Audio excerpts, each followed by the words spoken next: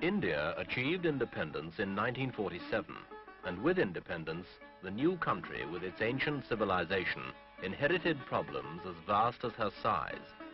The government set about the task of making a democratic nation out of diverse peoples speaking hundreds of different languages. Their religion was one of love, love between husband and wife, love as a means of conquering self. Unworldly, they were called.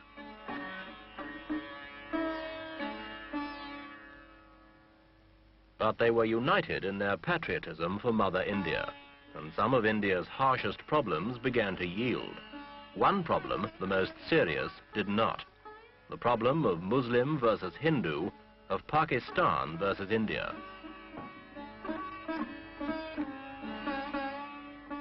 This week, Echo looks at the dangers of the confrontation between India and Pakistan.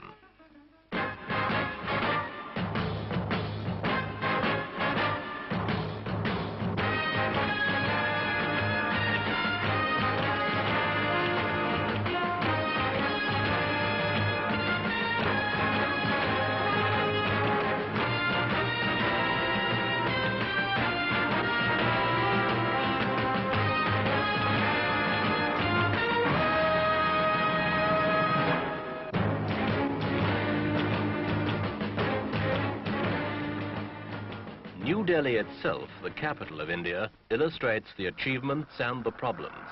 A modern city, modern amenities, business life, shops, housing, employment, organization, the rule of law, care for the environment, planning, administration.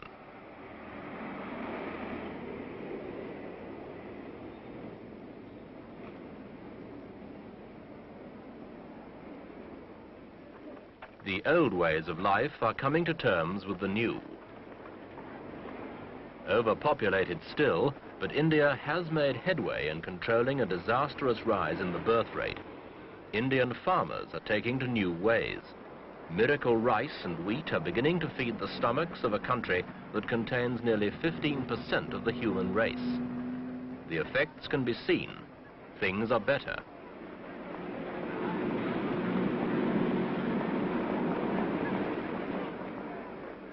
Street life continues. There is even a little left over for small luxuries. But each country, India and Pakistan, inherited a minority. Muslims in India, Hindus in Pakistan. Both are devout, often contradictory, but always unquestioning in their loyalties.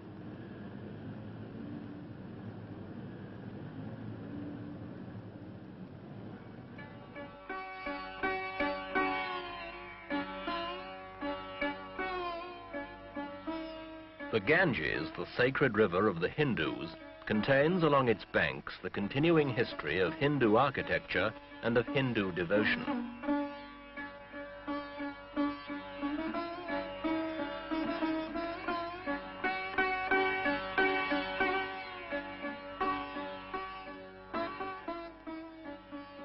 The devotion is to selfless love and to peace. The individual may achieve this.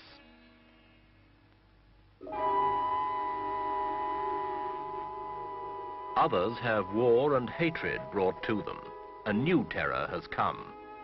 East Pakistan, where these refugees come from, rose against the West Pakistani government and declared a separate state, Bangladesh. The supposed domination of a government 1,000 miles away was resented by the East. West Pakistani forces were ordered to take over. Muslim fought Muslim. There were scenes of indescribable brutality. Little mercy was shown. These refugees, old men, the sick, women, children, the dispossessed, fled over the only border that was open to them, into India.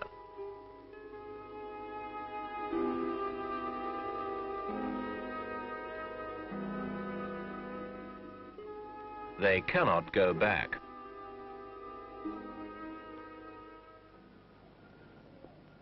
The insurrection in Bangladesh continues. These are highly trained professional soldiers. They wear the uniforms they wore as Pakistani regulars, minus the rankings. If captured, They are under automatic sentence of death. They are fighting for Bangladesh. West Pakistan is anxious. Bangladesh guerrillas sank 4 Pakistani supply vessels in 1 week.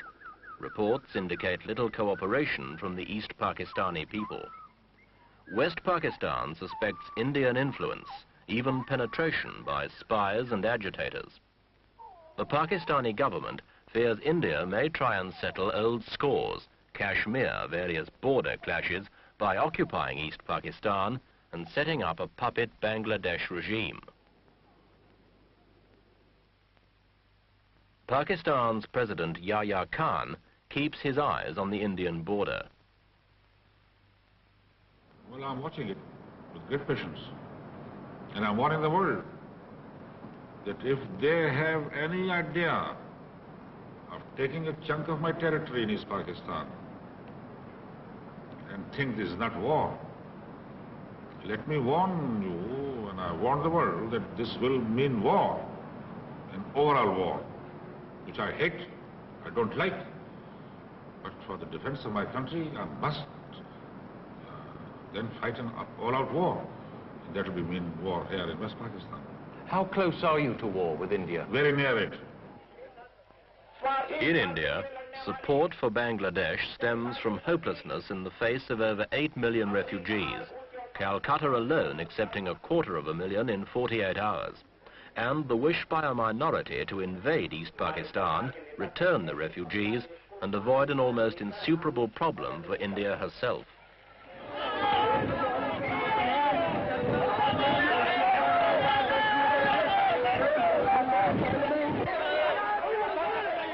The police managed to retain control and try, wherever possible, to cool hot tempers, in line with the government's policy of Indian sovereignty and control within her own borders, while avoiding provocation to those outside.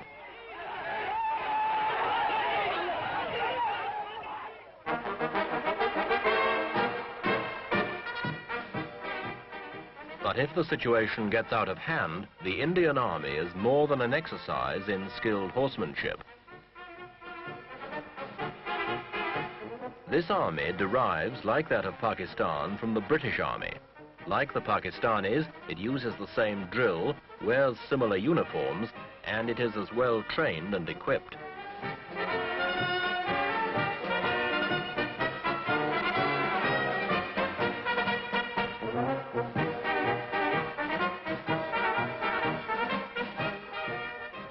Should these two forces meet in combat, it will not be with ceremonial pomp. The pent-up anger and frustration of 20 years' struggle for national pride and development, the old issues, real or imagined, between Hindu and Muslim, Pakistani and Indian, would be likely to produce a spectacular clash which neither country could afford. Wars are more expensive than development. One extended battle can cost the equivalent of a new steel mill. The hard reality is that countries desperately struggling with the economic and social problems of modernization simply cannot afford wars.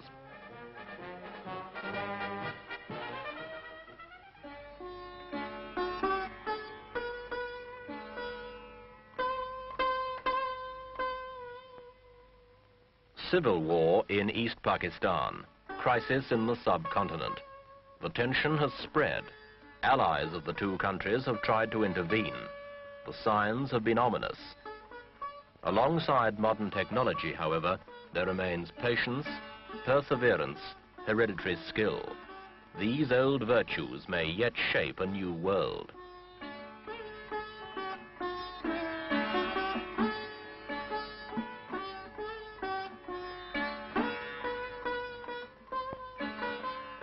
It is difficult to counsel patience to a people who have suffered centuries of poverty, famine, and underdevelopment, both Indian and Pakistani.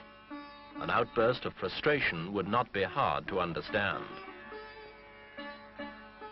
In a situation that has not yet slipped beyond the control of the countries involved, the accumulated wisdom and strength of ancient civilizations may once again retrieve security and peace of mind.